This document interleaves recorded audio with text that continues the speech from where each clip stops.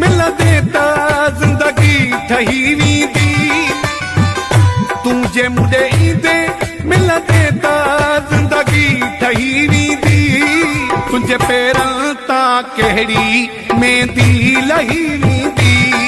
तुंहिंजे पेरनि तां कहिड़ी मेहंदी लही वेंदी।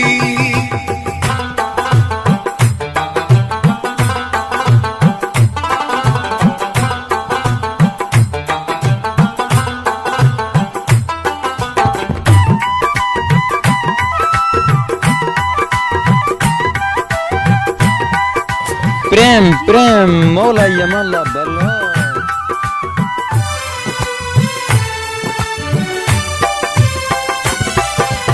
अंगण जे अची त कयां बिस्मिल्लाह। न तुंहिंजी थींदी गिला न मुंहिंजी थींदी गिला।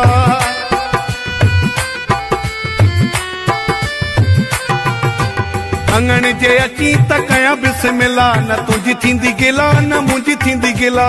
घुरबुज करे भाकुर में भरे भर में वेहारी भाग थियनि ई भला। ॻाल्हि हिक जेॾन में मुंहिंजी दिलि पर रही वेंदी।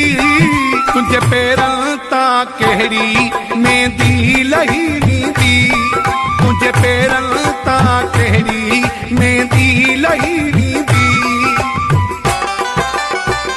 तूं जे मुंडे ईंदे मिलंदे त ज़िंदगी ठही वेंदी।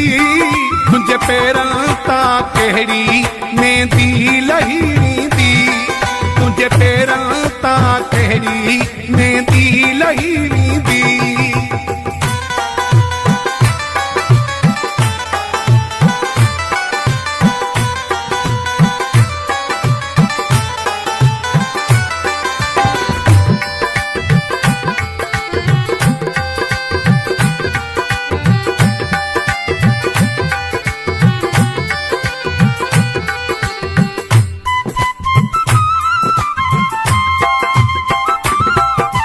ॾिसण थो चाहियां पसण थो चाहियां तुंहिंजी सुहिणी मां सूरत।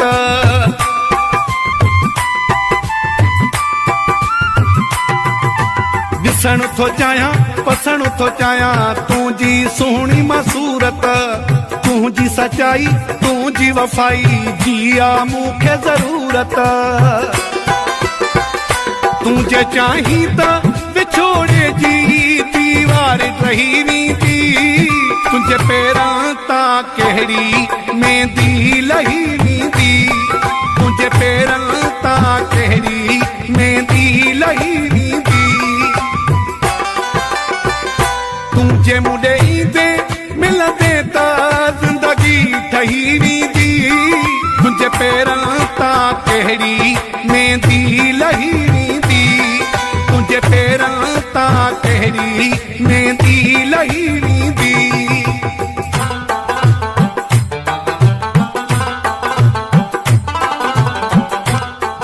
मौलाई रसूल बख्श चांडियो।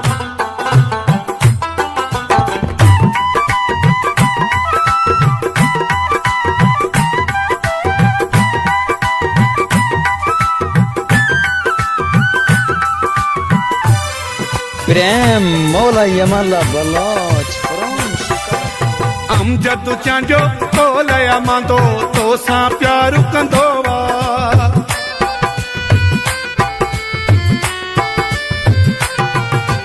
अमजद चांजो तोलया मांदो तो सां प्यार कंदो वा। पंहिंजी ज़िंदगीअ खां वधि तो ते बस इतबार कंदो वा। तुंहिंजा सदमा ही सभई दीवानी दिल सही वेंदी।